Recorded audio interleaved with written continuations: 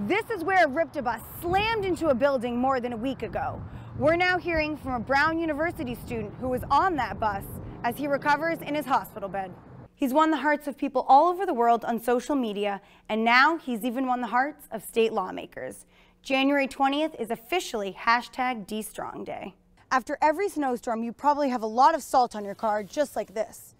The DMV says try and get it off as quickly as possible to prevent your car from rusting. We've been covering the empty 195 land for months, but this is the first time we're actually seeing construction equipment here. Governor Gina Raimondo says tolling trucks would pay for repairs to roads and bridges in the state. Police first thought the woman was holding a machete, but it turns out it was an ice scraper. They arrested a 45-year-old woman from Warwick for allegedly breaking into the Attorney General's office. This is where a RIPTA bus slammed into a building more than a week ago. We're now hearing from a Brown University student who was on that bus as he recovers in his hospital bed. Brown University student Kyle Adams is left with 2 broken knees and frightening images leading up to the crash. He described the whole incident as extremely quick. 51-year-old Richard Avadasian was driving the bus on Post Road when he suddenly lost control. We noticed that the driver started kind of making some grunting noises, kind of like a screaming, grunting, kind of like a ah, type of noise. And then we saw that his hands were up in the air and he was leaning back. RIPTA says the bus hit a pole, cut across traffic, and plowed through a snowbank before slamming into the building, which houses 2 businesses. Investigators believe Avadasian may have suffered a medical emergency prior to the crash. 21-year-old Adams attempted to help the driver after the bus struck a pole. Asked him if he was okay, what was going on, and then I was clear he was not responsive. Meanwhile, Adams' legs became trapped, and Avadasian was pinned in the driver's seat. Some of the panic began to lighten, though, when Adams said one of the first responders gave him some encouraging words. A guy came up to the ambulance and told me that he was the guy who was at the front of the bus, telling me that it was going to be okay. Adams has already started his rehabilitation process, and he says he hopes to be back in class within a week. In Warwick with the Mobile Newsroom, Kerr, Eyewitness News.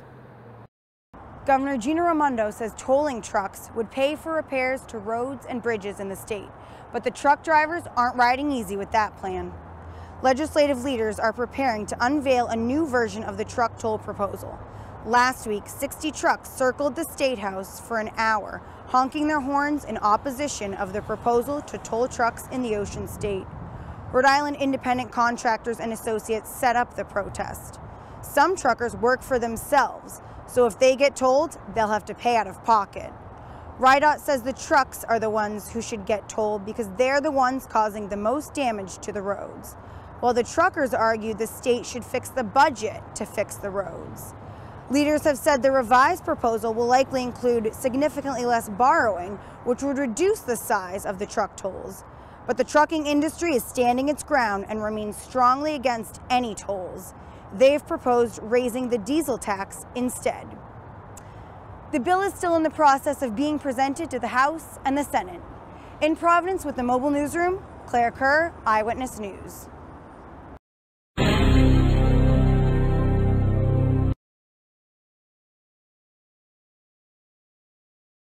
Kiki's been doing great.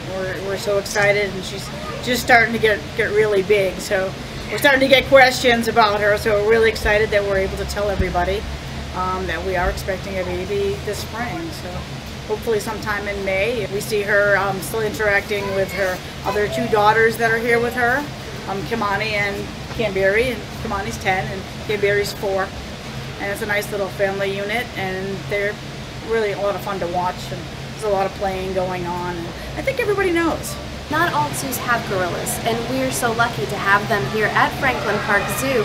So it really is an opportunity for people to connect with these animals, to learn more, and to hopefully inspire caring. The zookeepers have been working really hard to do different sort of operant conditioning training with the mom to make sure that we could do things like the ultrasound, so we can get a look at the heartbeat and see that the baby's looking good. She'll come over and actually allow the zookeeper to put a probe right on her stomach, and she gets a treat, a food reward for that, and she enjoys it.